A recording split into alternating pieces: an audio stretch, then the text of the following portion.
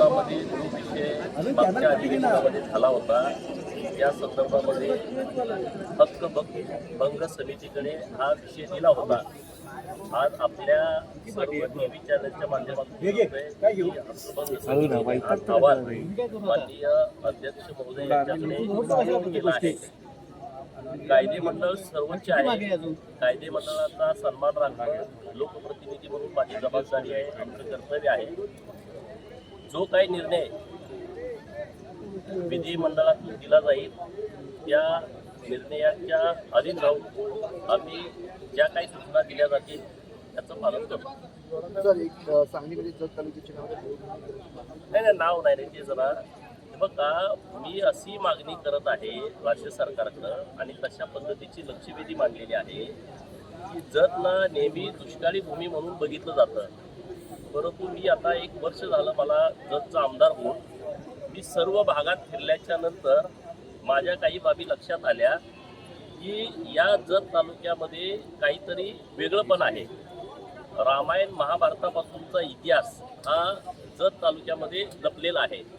अनेक अशी प्राचीन मंदिर आहेत की जिथं लाखो लोक म्हणजे अत्यंत ही वेगळी बाब आहे की महाराष्ट्रात देशात एका तालुक्यामध्ये इतकी मंदिरं कुठल्याच तालुक्यात नसतील अशी जवळपास 36 मंदिरं जत तालुक्यामध्ये आहेत की जिथं दरवर्षी महाराष्ट्र, कर्नाटका आणि तेलंगणा आणि काही भागामध्ये गोवा राज्यातील लाखो भक्त दर्शनासाठी येतात। त्यांचे कुलदैवत आहेत, कुलदेवी आहे। तर ही भूमी राज्य सरकारनं देवभूमी म्हणून घोषित करावी अशी मागणी मी राज्य सरकारकडे करतो।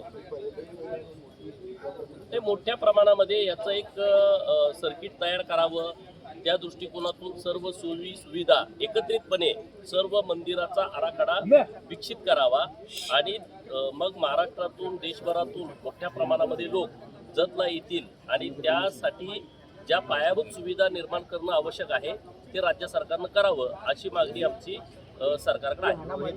मागच्या पावसाळ्या अधिवेशनाच्या अहवालामध्ये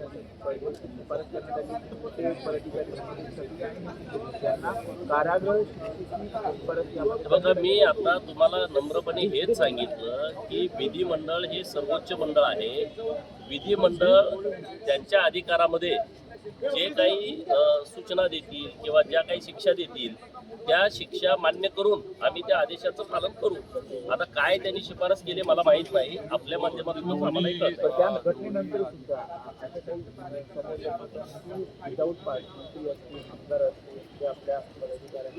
बघा, आम्हाला तर अजून 5च मिळत नाही, 2 मिळतील। आज एवढी लोक बाहेर आले तर मला तर माहित नाही दुसऱ्या कोणाला दिला असता तर मला काय।